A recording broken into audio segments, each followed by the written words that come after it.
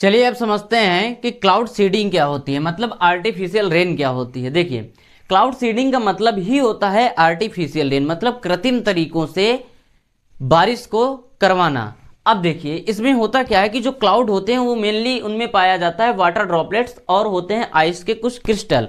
अब ये water droplets और आइस क्रिस्टल इतने छोटे होते हैं, अपने आकार या फिर अपने वजन के कारण पृथ्वी की तरफ ये आ ही नहीं पाते हैं। तो अब हम करते क्या हैं, इस प्रक्रिया में इनमें क्या करते हैं, कुछ मतलब जलवाष्प की मात्रा और ऐड कर देते हैं, जिससे वाटर ड्रॉपलेट्स का आकार बढ़ जाता है और ग्रेविटी इनको बहुत आसानी से खींच लेती है।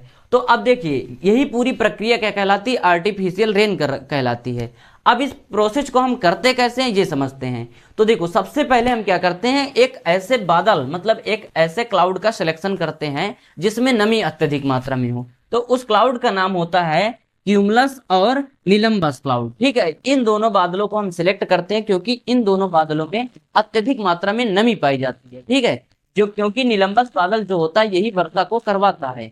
तो देखिए अब ये करवाते कैसे हैं, अब इनमें हम कुछ ऐसे रसायनों को मतलब केमिकल्स का प्रयोग करते हैं, जैसे क्या क्या हो गया आपका, silver iodide, sodium chloride, dry ice हो गई और उसके बाद पोटेशियम आयोडाइड। अब इन सब का क्या करते हैं हम, जहाजों के द्वारा या फिर एयरक्राफ्ट के द्वारा हम क्या करते हैं कि वायुमंडल में जो बादल होते हैं उनमें हम इसका क्या करते हैं, छिड़काव करते हैं। अब छिड़काव करने के बाद जो बेटा ये होता है सिल्वर आयोडाइड मतलब AgI जो होता है, ये क्या करता है, इसका रोल ये होता है कि बेटा ये वायुमंडल में जितनी नमी होती है ये उसको कलेक्ट करता है, मतलब वाटर ड्रॉपलेट्स में कन्वर्ट कर देता है।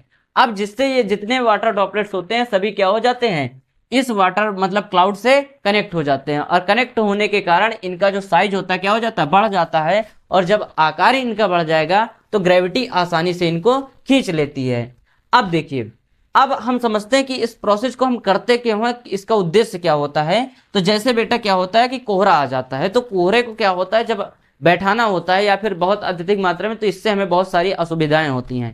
क्लाउड सीडिंग के द्वारा हम क्या करते हैं, एयर पोल्यूशन को भी कम कर सकते हैं, जिससे कि डस्ट वगैरह जितनी होती है सभी वर्षा की बूंदों के साथ जमीन पर आ जाती है और हमारा जो एटमॉस्फेयर है वो क्लीन हो जाता है।